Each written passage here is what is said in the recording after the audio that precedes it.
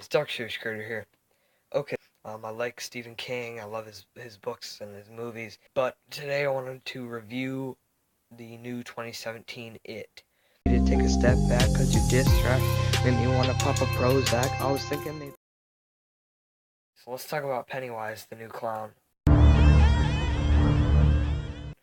I don't necessarily dislike him, but I think I might like this one better than the old one, but it was not what I was expecting, and his voice was kind of weird and everything.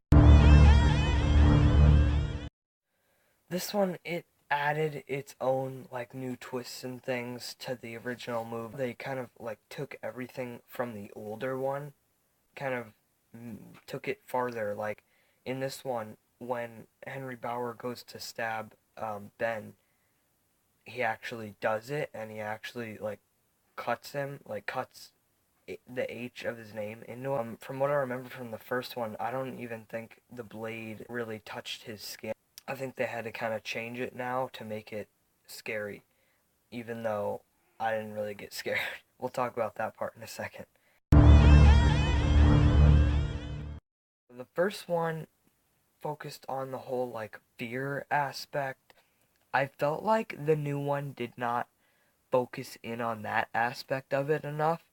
This bothered me, and I'm bringing this up because I felt like that was sort of the entire idea of the first one and the original concept. The slingshotting the battery acid, and it wasn't really battery acid, but she said it was battery acid, so technically that made it battery acid because she believed it. And in this, the battery acid thing was not included. There wasn't enough, focusing in on the people who don't like scary movies. I still encourage you to watch it wasn't like a normal like scary movie or whatever. I didn't think it was scary, although I don't get jump scared. My mom was jumping and normal. She's a bit more normal than me. I don't get jump scared. I think that's because I'm sick in the head, so it doesn't bother me. Um, but I think for a normal person that might be a little bit more scary, but not quite as scary as some other scary movies. But I want to talk about character development in this one. The character development in this one was spot on. It was so perfect. It was so good how they explained more about each character and what they've went through and why they saw what they saw.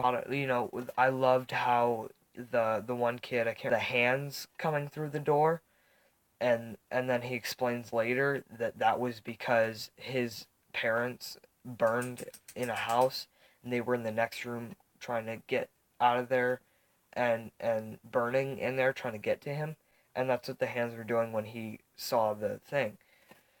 From a creative standpoint, this one was a lot better in the whole character development, because as a series maker, I love character development.